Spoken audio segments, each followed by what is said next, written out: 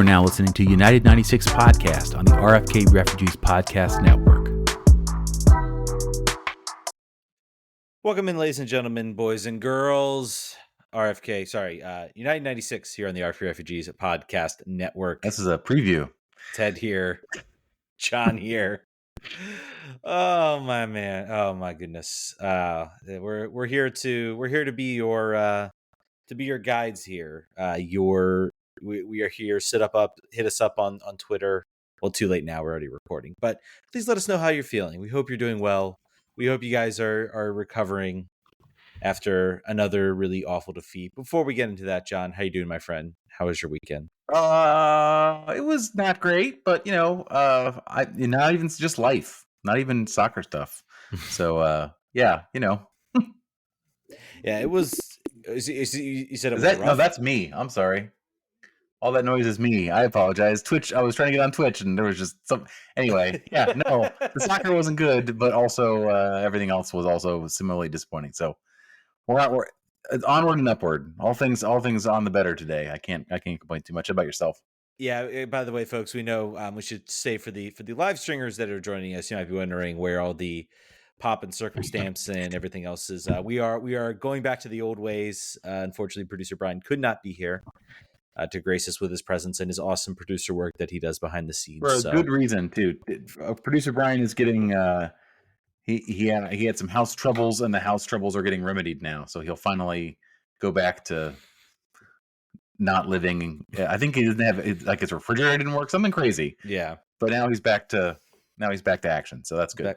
Back to action. So yes, very, very hopefully all his will be resolved and he will be able to return to us. But my weekend was okay. Sporting wise, not great. I mean, obviously, I watched my now Bundesliga team, formerly to Bundesliga team FC Heidenheim, blow a 2-goal lead, which maybe was a harbinger of things to come. For my sports teams, I thought it was going to get really bad too when Liverpool went down 1-0 to Newcastle, but then they managed to rally their way back for a 2-1 victory. You knew being a fan of a recently promoted team was going to give you some heartache, and they're doing that. Yeah, it's it comes with the territory. I'm also a fan of DC United, and that's also similarly giving me plenty of heartaches and plenty of terrible feelings. But let's get right into it, John. I think without further ado. Let's jump right into it. Let's talk about DC United. I don't think we have any other news and notes we need to touch or anything like that. Other than DC United is worth $700 million and is it's top 5 most valuable franchise. I think number 4. Again, you probably all saw this. This article gets written every year. It usually is pretty crazy. However, normally I will tell you the sports valuations are baloney. But that valuation is mostly about the real estate surrounding Audi Field and the ownership group's somehow finesse of getting those rights out of the city when the stadium was built. So I would maybe trust those numbers. I would say that I wouldn't necessarily call it DC United is worth $700 million, but DC United Holding Company is probably definitely worth $700 million.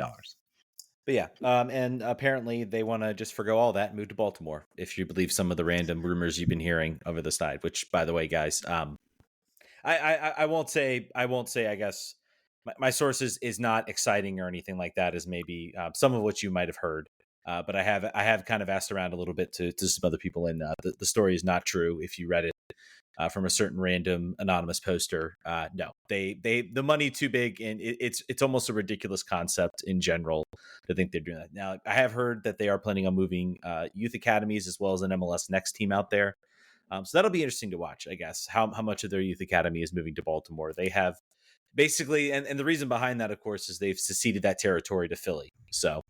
Yeah, but don't believe everything you read. The other bit of news and notes that I want to make sure that I remedied, because we trafficked in rumor last week about the Inter Miami game potentially not being included in the season ticket package. I don't want to claim the power of the fact that there was an email that went out from Danita Johnson the next week because we potentially shared some incorrect information. I don't want to claim that that's what happened. It's certainly possible, though. If you think, if you look at the news landscape covering this team, the Miami game will be included in your ticket package if you're a season ticket holder, and it will be at Audi Field. It will not be at FedEx Field. It will be at Audi Field. You will also get an opportunity to get a premium friendly, which means not Real Betis or like pick random team that we've been facing the last couple of years. Probably Audi also. So that's good. That means you can still buy your season tickets and then probably make 75% of it back on scalping your Inter Miami game. So yeah, that's good news. We'll see where that game is. I think we've heard some talk about it possibly being moved, but it sounds like it'd still be a part of the email. The email specifically says it will be at Audi Field. Gotcha. So that's one thing I could see. I don't know if I buy that they're including the ticket package. I could see them maybe looking to. Maybe all I can say is that we've reported a rumor, and then less than 5 days later, there was a denial from the highest ranks of DC United business case. I hope it's at Audi Field. I think it would be cool to have that many people. That would be the most crazy fan experience at Audi Field since the playoff game. So yeah, it might be worth going. I would probably sell the tickets. I would like to have otherwise free season tickets for DC United, so I probably would sell them if I had them, but. Yeah, I want to get to maybe a question from Mr. Gregory Kochton. Audi Field was outdated when it opened. How long before they tried to build a new stadium? Either soon or never. I would say very much close to never. I think they've already discussed. I believe Pablo's dropped. They're looking at expansions to 24,000 seats. I say the outdatedness of the stadium maybe comes from some of the things they had to cut when they were trying to rush to open it. I think there are plenty of things you could do with that stadium to modernize it, to make it better. I think you could easily fully roof it. You could get an actual roof on either ends, and also the scoreboard up on the north end, I think, is something I would expect to come based on what space is there.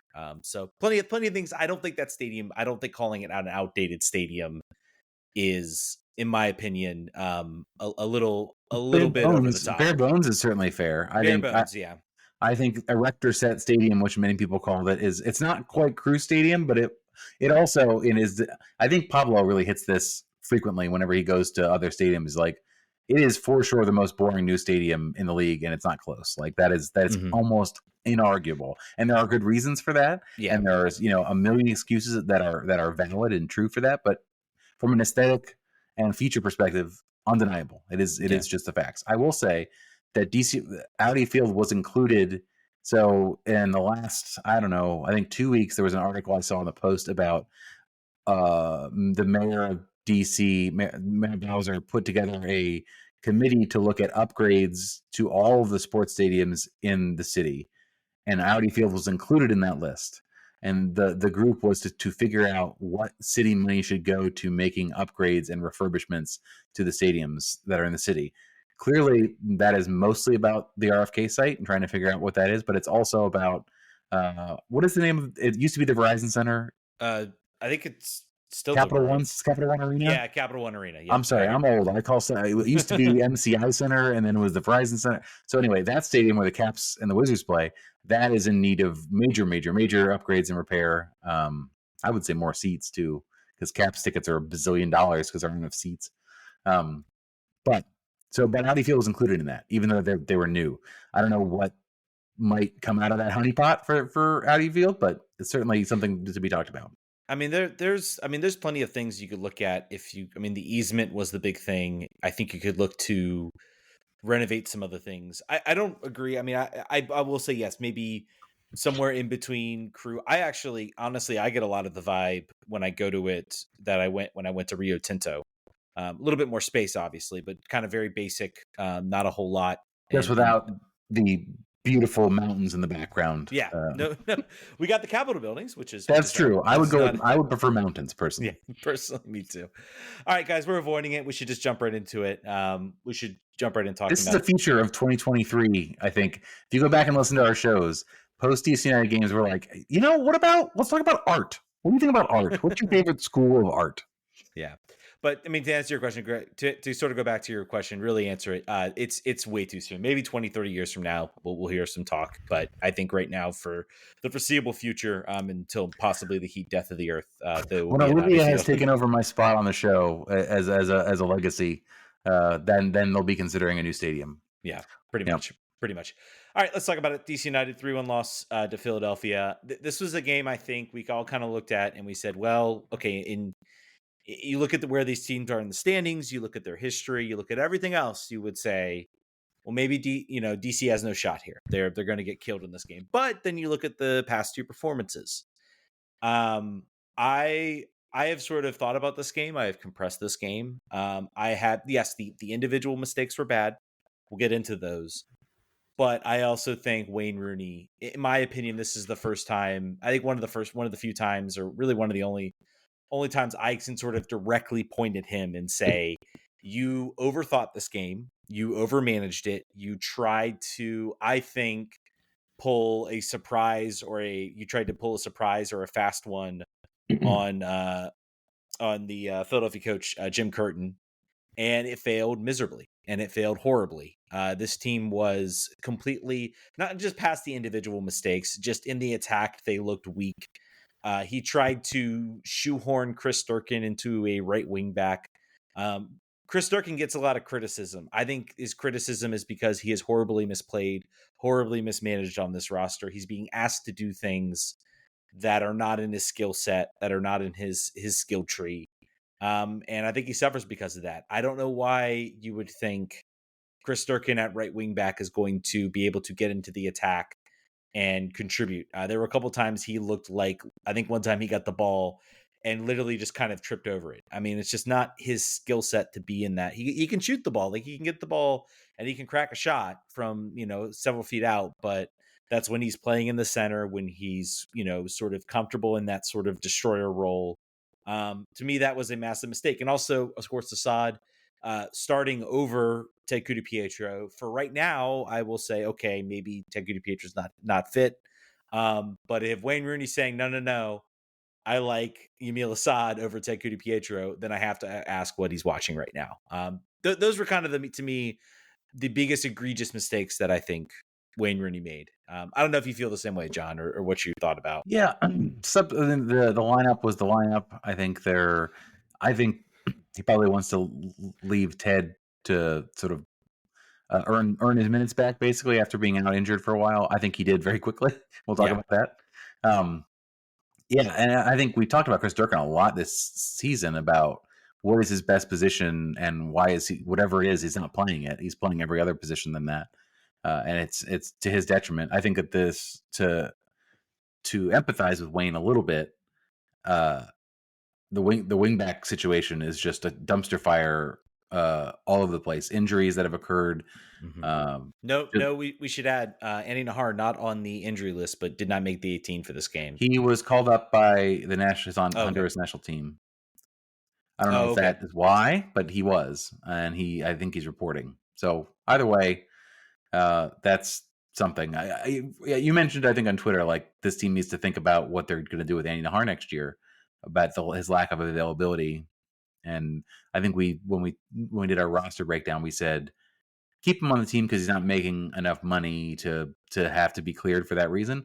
But certainly you have to plan around him not being there ever, which is what it's turning into. I think that I predicted a 3-0 loss before the game. I just thought that we played them so well both times on the road, right? We played them twice, and the luck had to run out eventually. I think the real struggle here is that even if the defense held again, we're still not creating offensive chances the way we need to. I said before, if Benteke doesn't score, this team is just moribund. This team will not get points. It just won't happen. Wunder goals aside by 80th minute substitutes. This is a real problem, and it's not one that's going to get solved this year, I don't think. Yeah. To me, it just kind of feels like when you watch this team into attack, they almost get an opportunity to maybe go quickly or to hit quickly on a counter, and then they kind of stop and they play it around. They find either Santos or in this case, Durkin all the way on the right side. They play a listless ball over the top to try to find Benteke. It's not accurate. The whole attack just looks very out of sync. And I guess part of my frustration is if you're going to be a team that's going to play direct, then you need to play quickly, because if you're slow in playing direct, then there's a higher chance you're going to be very predictable. And, I think they improved in the second half. Again, they were down 3-0. So, I think Philly kind of sat in a little more comfortably.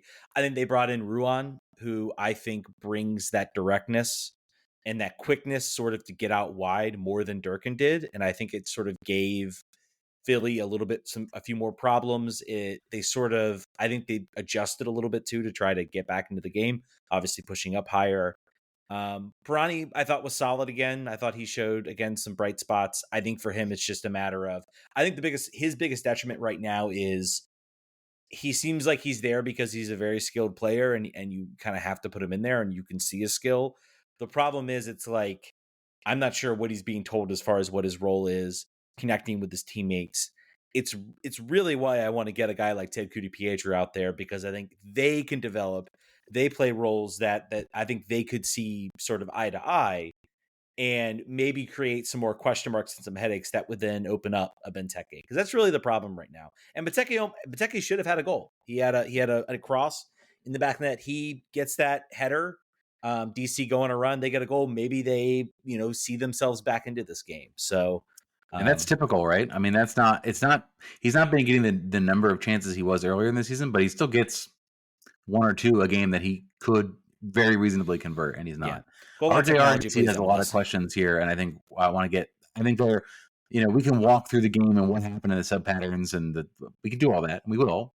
But I think there are larger questions here about formation choice and player selection that I think are probably more interesting. RJR and DC says, with Victor Paulson gone, should DC look to go back to a back four? Personally, would rather have another midfielder than Heinz Ike. I think there was Jason Anderson had a post up right after the game looking at what the stats have looked like in those two formations throughout the year. Goal differential is certainly one. Let me find that. Give me your thoughts while I look for that, Ted. What do you think? That's the way to go? I don't think so. I mean, I don't think Heinz Ike was the issue. I think they had, you could maybe count one bad breakdown, I guess, defensively.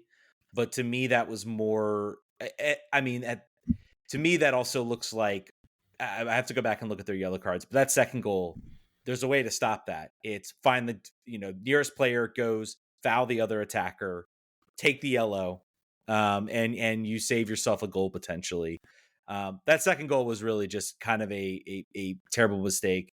The mistake on Williams was an individual error. I don't see any issue with that. And then again, Miller makes a pretty bad blunder. Really, he comes out unless he wants to win the ball. I think his confidence is, for all intents and purposes, shot. I do not. I think this might be the last game we see him, if I'm being honest, because Which is wild considering the confidence that Wayne had in the player to select him to the All-Star game as a coach's selection. And I mean, granted, Wayne doesn't really care. So if he was doing this as like a benefit to his own team to give him a boost of confidence, I don't begrudge him that. But it is, like, just from an outsider's perspective, pretty wild. I have the tweet. And also this is going to support your assertion. DC United in a back four, 1 win, 2 draws, 7 losses, negative 12 goal differential. DC in a back 3 or 5, 9 wins, 5 draws, 7 losses, plus 5 goal differential. So I think there is a desire. The thought is we lost Lewis O'Brien and we are no longer commanding the midfield in any sort of way. We're not transitioning quickly. We are not putting the ball in dangerous places that are not just wide crosses, the way that the midfield is currently humming. And I think it feels natural to suggest sort of like, well, the formation is a fault here. We need to change it. But I think the stats don't bear that out, unfortunately. We're just not scoring goals. We're not converting the chances. And then we are, I think, probably depending too much on those wingbacks who are not the offensively dangerous players you need to have to create the chances. They're not. Julian Gressel isn't walking back through this door. Mm-hmm. That's just not what's happening. Yeah, and this, I mean, this gets into, I'm going to bring it up again. This is why I am so desperate with seeing Pirani out there. I am so desperate for a for a Ted Ku-Dipietro, because Ted Ku-Dipietro will dribble at players. He will go at players. He will try to link up, do quick passes, connects. He will try to give teams some chances to think, and cause teams to collapse, which can open up spaces out wide. Instead of having to hit those long balls, now you are a little bit narrower, and you can suddenly, instead of crossing from between the 18-yard box and the 18-yard box and the end line, you are crossing from the 18-yard box line or inside the box, which is a much easier cross to make. And we saw, I think, actually, when I can't remember when the Benteke goal happened, whether it was after the Ted sub or before the Ted sub, but the team played a little bit more narrow, and Mateus Klick got on the end line. He was on the end line, plays probably the best cross of the night, and Benteke is able to get onto it, hammers it, should have scored. It's really like that. There's literally everybody started yelling at him, and I'm like, what do you want him to do there? He puts it exactly where he should, and it's a good save, or it's a goal, because man, that sure looked like that crossed the line.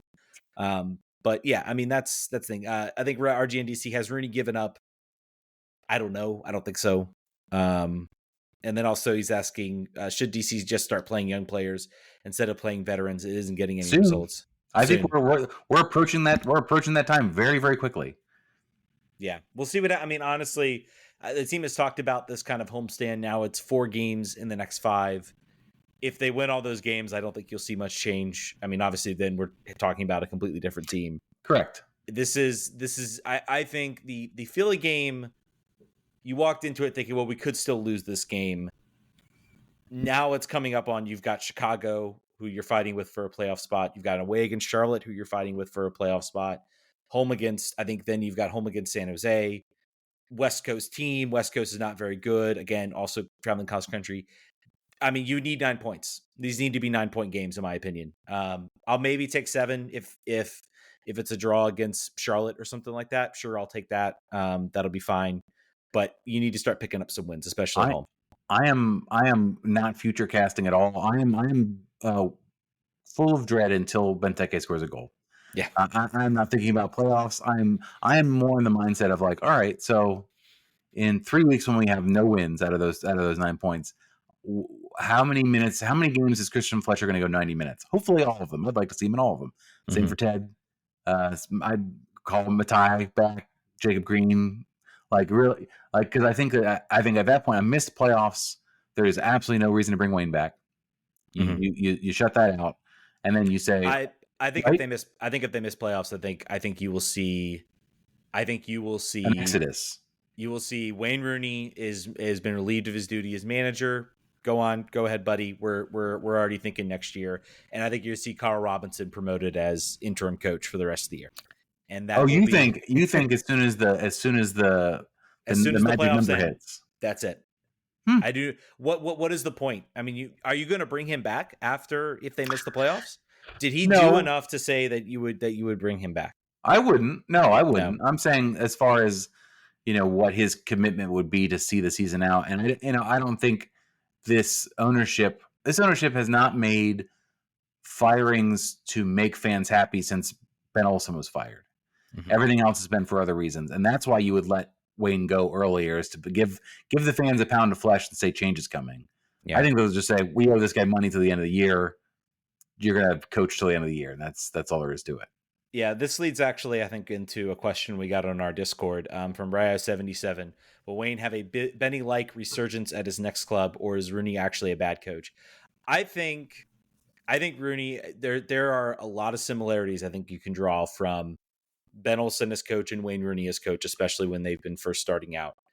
They're both, I think, very good at player management.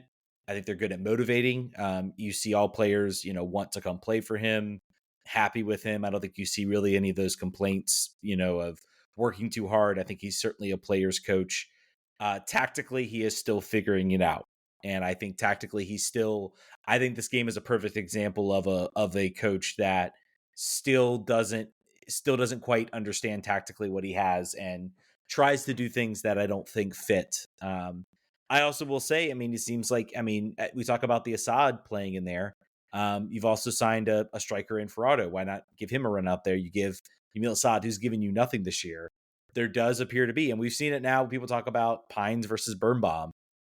We see people talk about how if you were on his team in 2018, he seems to show some preference to you. And I don't know if I'm reading too much into that or anything like that, but that's what it felt like when I saw Assad up there. I'm like, what's the commonality here? Because Assad has done nothing to say that he deserves to start. The commonality is he played in 2018. I don't know. That's just kind of how I felt. I don't know about that. I think the thing that I think most about Wayne is Wayne's value to a team was much higher when he was still playing, not just because of his skill set, but I feel like his playing brought the levels up around him. Him coaching does not appear to do that. And that, I mean, it makes sense. It's somewhat logical. I think Inter Miami is better with Messi as a player than they would be as him as a coach. It just doesn't get the same juice being managed by the legend versus playing with the legend. So I think he has not given up per se, but it's the zest is gone. I think there is certainly no enthusiasm, and there shouldn't be. The performances have been crap, and it's just not been. He was disappointed with the transfer window. He's disappointed with Taxi. He's disappointed with the coach, with the refereeing in the league. He's not having a good time. I think he's ready to go home, and I'm ready for that to happen too. I'm ready for what the next step is going to be. Can we talk about sort of the? I think we mentioned Birnbaum. How do you want to do this? Do you want to talk about the game, or I think we've sort of like shifted a field. I mean, it's. I think we've said everything we need to say. Let's just mention great goal from Ted Ku-Dipietro. I mean, just goal of the week nominee type of goal. I don't know if it actually was, but yeah, I think a goal in a garbage goal, so to speak, wouldn't get it. But I mean, I think it shows the promise he has. It shows the ability he has. I am excited. The exit of Taxi. If the exit of Taxi has meant anything, and it means that we, other than the strong statement against racism and racist remarks, obviously, but from a team perspective, if it means that Ted Ku-Dipietro can kind of use these next few games to make that next step, and you can see him get goals, you can see him get assists, link up with Pirani, and give us some sort of a foundation where we can say, okay, we may not have made the playoffs. Rooney's gone. Maybe we got a new GM or a new director of soccer operations. Fingers crossed. Fingers crossed. I'll get into that a little bit too. Of kind of, I think there might be some hope there if this goes south. But anyway, maybe there's something you can kind of build on with this team. So I think the GM question links up to the next thing I want to talk about. So after the game, obviously very disappointed, angry fan base is tired of losing, tired of having little to no hope or organization or thoughts of the future. Steve Birnbaum and the rest of the team goes over to clap the fans off, as they do, win or lose. And he got sort of yelled, "Not my captain," by some of the supporters groups. F-bombs flying at him. There is a lot of anger at Steve Birnbaum because he is the name that people still know. This team has turned over so much. He's the only guy that's left from him and Andy from the good old days, or him, Andy, and maybe Chris. I don't know, but if you're looking for a token to get mad at on the field, that's who you're gonna yell at. Okay? It's his fault because he's been there.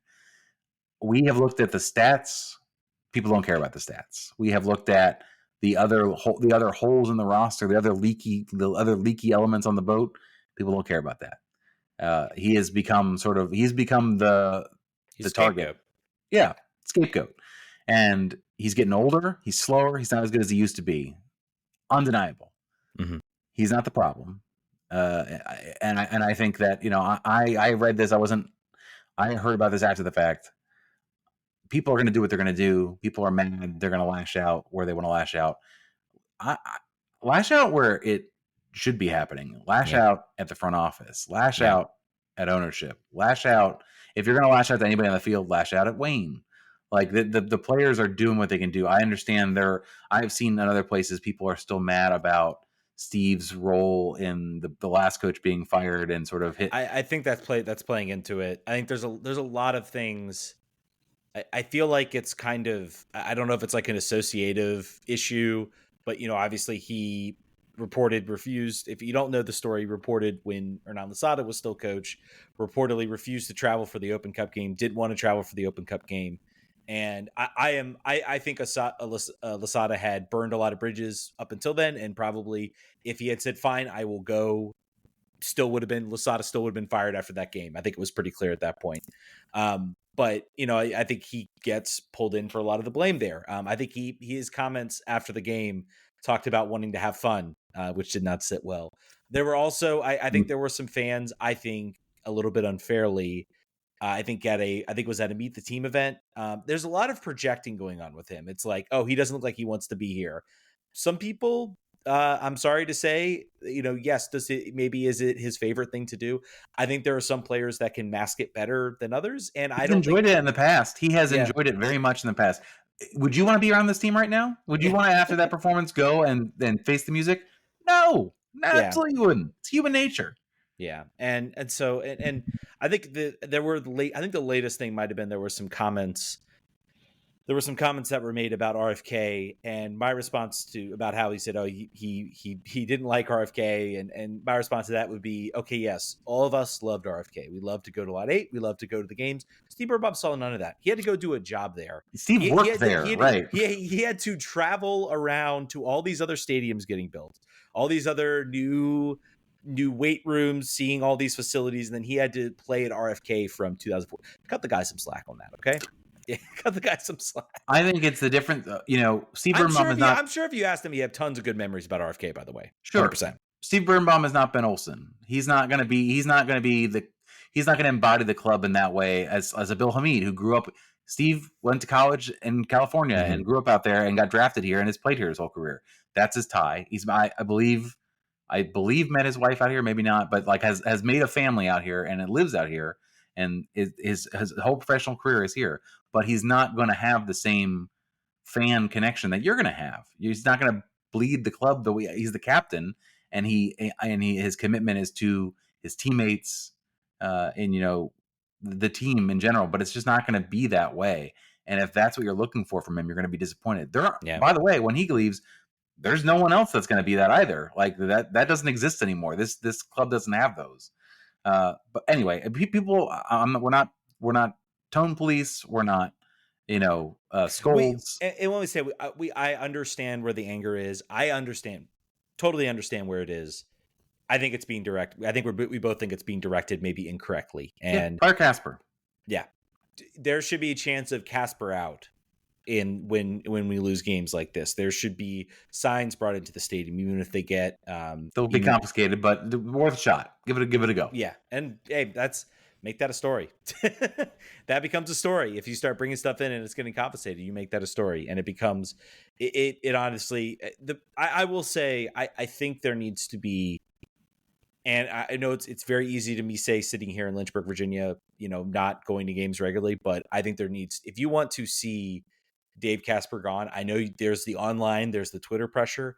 There needs to be real in fan stadium pressure that's brought. There needs to be chance of Casper out that get reported. There needs to be real anger, not directed at Steve. If that's what you want to get change, it starts at the top, and that's what you need to do. Yep. And also, I will say I am here for the Ben Olsen revisionism that's going on in the DC United fan base. I love it. I think longtime listeners of the show will know that Ted and I were the last ones to abandon ship. And at the time, we took a lot of shit for it. And I think that now people are seeing there were reasons for certain. At the end, he was burned out on it and he needed to leave. Mm-hmm. But it wasn't that he was just a horrible coach and like it was a matter of just get somebody else in there and we're going to start winning trophies again. Evidence points the other direction, and he's doing very well in Houston. I don't really care how Hernan's doing in Montreal. That's not really. I don't have the commitment there. I don't have the emotional commitment. He's doing okay. I think for him, it's going to be can it last into next year? Right. He's getting the same praises he got when he was here at DC. Right. Houston's in 5th. They are outperforming expectations, and people are getting to see like there was people were going wild too. They'll be in Champions League next year too. People were going wild about Ben like pumping up in front of the fans at the end.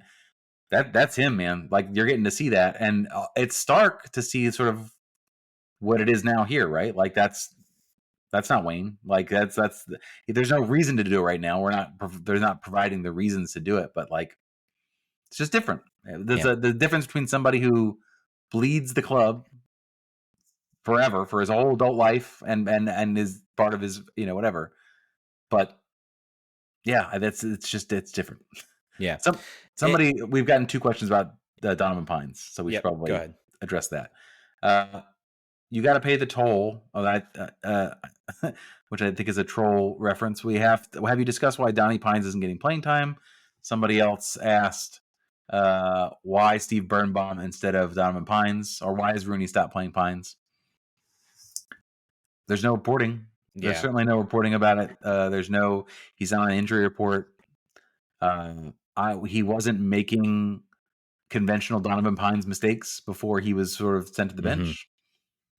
Don't know. I don't think I bet it won't be too long until we see him again, but clearly I think what they were trying to go with some continuity from week to week to see if that would sort of tighten up the back, just having players who are playing with each other every week, but hasn't been the case. So I think I think after a 3-goal performance, you might see him in the next game. I think it was more of I think you're right about that. I think it was, I mean, we're seeing Rooney may rely a little bit on experience, maybe seeing what he has to in a guy like Brendan Hines. Like, I don't know. I'll be curious to see what changes we see come out. I think we could see Pines possibly step in for Williams. I think after his mistake, I could see something like that. We'll see. It's going to be an interesting week coming up. Also, by the way, Chicago on short rest. They will be playing at home against Vancouver on Wednesday. So, yeah, we'll see. Let's see if that makes a difference. Jason score bust. Yeah, Jason, also from our Discord, by the way, you can join it. Look at our Twitter page, top link, click it, join it. Have some fun. We have some good discussions there. If you had to pick between either a stronger, more committed youth pipeline, better scouting to pull players from overseas, which is the better route for fixing this roster, ¿por qué no los dos on that front? I would say a stronger. I mean, honestly, if you had to pick one, I want the stronger youth pipeline. I think that's what I want. Yeah, number of reasons, right? Like I think it costs less. Mm-hmm. It pays you dividends down the line in the form of resale. It gives you an identity. It gives you long-term cohesiveness. The other stuff is a dice roll because everyone's trying to do that. So, we've talked about it before, like where we want to see this team develop itself is be somebody consistently. The hype around Ted Ku-Dipietro, the hype around Donovan Pines amongst the fan base, at least again, purely online discourse, is so much higher than even the hype around Pirani. I mean, and again, that can change when they go out and sign big players. If they spend $20 million on a signing, then obviously that changes things. But just, I think in this area in particular, we do have a certain affection for stars that sort of we get to see grow up. We get to talk about, we talk about Ovechkin with the Capitals all the time. We talk about Tom Wilson right now, I think is sort of in that new frame. Nick Backstrom as well. Those are players that came up from draft picks that stayed here, that grew here. And I think DC, and DC talks about it as well. We've talked about it. I mean, Bill Hamid, big reason Bill Hamid and Bill Hamid and Steve Birnbaum are having, I would say, similar career trajectories as far as where their skill is and where their skill is now. But you're not seeing anyone show any ill will towards Bill Hamid. It's all love for Bill Hamid because he was an academy guy, because he grew up here, because he was immersed in the culture. And because he left before his decline was continued on a week-to-week basis. Yeah. I think if Bill was coming and if Bill came in and was having Sergio Romo level performances, I think the pitchforks would be out for him as well. By the way, Bill Hamid, unattached, has left Memphis. Yeah. And is now, I think that might be it. I would be surprised if there's another step there, but who knows? Bill, if you're listening, and we know you do, let us know what your next steps are. We'd love to talk about that. Brendan Cartwright asks, is Jeremy Correa going to the Antonio Bustamante route? Which was the name I was trying to grasp for last week, and I was like, the guy who plays in Bolivia, he had a brother also. Yes, I think so. I think he's not been, and certainly this is maybe a good question for our next in line friends. He has not seemed to impress for Loudon. He's not an every week starter, and if he's not able to impress on that level at this point on subsequent years, that might be a challenge for him to move anywhere else. He might be let go. 20 years old. So was Bustamante, I believe, might have been 21 when they let him go. Yeah. Well, I think that's going to be a certain way to see. He has 28 matches so far in 2023 for Loudon, so he's still making appearances. I think the next in line folks would be the ones to answer that. Who you can talk to on our Discord if you got questions about Loudon and what they're seeing. They follow that team pretty closely. They're great guys to talk to about that. All right, folks. I think that's going to do it for this week's episode. Hopefully better days lying ahead. Obviously next week will be the holiday weekend, so we will see what our show schedule will look like. We all have plans, we all have things we want to do. We are working stiffs of the world, and we get a Labor Day that the United States has blessed us with. One day, that's all they give us. One day we'll quit our day jobs and only be the podcaster for the perennially middle of the pack DC United. Yes. Oh, perennially, please. Middle of the pack would be an improvement. I know, you're right. I was going silver linings on it. Well, we didn't talk about too, and maybe before we get in, I did want to say, I think I've kind of thought about, we talk about the trajectory of what Ben Olsen had. So both Ben Olsen and Dave Casper exited the RFK Stadium era. Both of them, I think, Ben Olsen certainly was given a chance. He was like, all right, that was crap. We're going to get you the team you want. We're going to do what you want to do. And we'll see what, for all intents and purposes, they did. They went out, they signed Wayne Rooney, they brought in talent. Didn't work out. And maybe for reasons, obviously we've sort of made clear, didn't work out. They then tried to give him another rebuild. It didn't work. You're entering sort of a similar thing right now with Dave Casper. He got Ben Olsen. They said, okay, you haven't had an opportunity to go out and find a coach. Go find your coach. They went out and they found Hernan Losada. Crashed and burned, didn't work out. Then all right, we're going to do the whole assistant coach part of the, with obviously the rebuild there. Now we're in sort of our second era of that. And that might've been, I think there's still questions whether this was a decision from the front office, whether this was a decision from ownership. I think you would be hard pressed for Dave Casper to not maybe be on board with this. They went out, they signed players. I think he has been given the full reins of the transfer market. Wayne Rooney has said he's upset. I'm sure he's expressed this maybe to ownership. I don't know. I am not unconvinced. I have to think if this does not happen this year, if DC misses the playoffs and Dave Casper is not fired, then I am with everybody else in saying that he's never going to leave. I think we are close as we ever are going to get with how bad things have gotten in the transfer market, how bad the management, the direction, everything about this team is just a complete mess. You would have to be absolutely blinders on. And I know so many people criticize the ownership. They say, oh, they don't care. They're just in it for the real estate, everything like that. If they didn't care, they could easily be like Steve Kroenke. They could say, nope, we're not going to spend any money. Here, you get, $2 million to go buy a couple DPs, but that's all you get, or $5 million or however much you get. They would not be putting the investment that I think we're seeing them put into if they did not care at least a little bit and understand that a better team also grows your valuation, by the way. So I don't know. Yeah, I mean, they're fourth in spending, right? Mm-hmm. Yeah, they spent money. They spent money. Rich people don't like to waste money. So if they're going to spend it anyway, it costs you very little to put a new decision maker in place and say, let's give it a shot. The problem for them is that they don't trust themselves on the hiring front. Yeah. From a front office perspective. They've been burned from their perspective twice. They got burned with Lucy Rushton, they think, and they got burned with Hernan Losada. And they always talk about having to bring in an external firm to evaluate those things. Because I think Jason Levian's credit, like he's like, I don't know, like this is not my thing. I don't have a guy that I trust, a right hand man here other than Dave Casper. And if I'm looking to replace Dave Casper, I need somebody else to help me out. So yeah, I think you're right. I think they do care. To your point, like it could very much easily, the transfer window could look a lot different for us. I mean, granted, the players that we got in aside from Pirani are kind of in that vein, kind of in like the spare parts vein, but that's not typical. Benteke, that is not a spare part, really. Honestly, Honestly, go out. What I want to see, what I'd love to see this team do is go out and be bold. Go grab, honestly, shoot.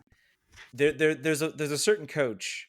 There's a certain coach. Now he might still want to coach, but I'm wondering after the Toronto experience, how much he wants to coach. There's a guy, Bob Bradley, who I think could be a excellent director of soccer operations, a guy who can bring that identity, who knows what to do as far as that is in there. Go out and grab him. I don't know. Be bold. Do something. Because right now, sticking with what you got, I would honestly, I appreciated the Losada move, even though it didn't work, because man, it at least looked like the team was trying something different and new. It was outside of the box. And I think Bob Bradley would be not outside of the box. I think it would be bold still. I think it would get people around the league talking. I think it would maybe show some seriousness. I think it's evidently clear that the problems in Toronto extend far beyond Bob Bradley. For sure. And I just think, honestly, I think they would benefit from him. I don't think he's an awful coach. I think he's been in some bad situations, both at Swansea and at Toronto, that have maybe hurt things a little bit. But I mean, he was still very successful in LA. I don't know. I think there's the player out there. Honestly, I mean, you can go and be aggressive, and you can go find somebody. Do a coup, pull something that would shock the league, that would make the league turn and stay focused. I don't know. We'll see what happens. I think this offseason is obviously the big question is going to be, is Rooney going to stay? I would say at this point, probably not. Even if this team squeaks into the playoffs, unless there's some sort of magical MLS Cup run that comes with that playoff, doubt it. I think he's finished. He's finished here. But yeah, I was just kind of a last aside. I felt like we needed to talk about it and say so. Anyway, I think that's going to do it. Thank you guys so much for listening. If you're on the live stream, stick around. We're going to talk to Spirit next.